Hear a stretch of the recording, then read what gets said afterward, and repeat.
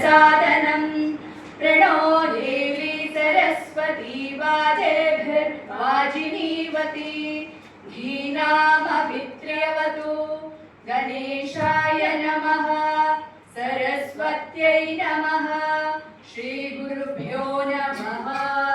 हरिः ओम् शान्ति शान्ति शान्तिः ॐ जातवेदसे सुनवामसो ममराति यतो निदहाति वेदः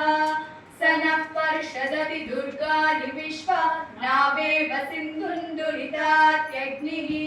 तामग्निवर्णां तपसा ज्वलन्ति वैरोचने कर्मफलेषु जुष्टां दुर्गां देवीं शरणमहं प्रपद्ये सुतरसि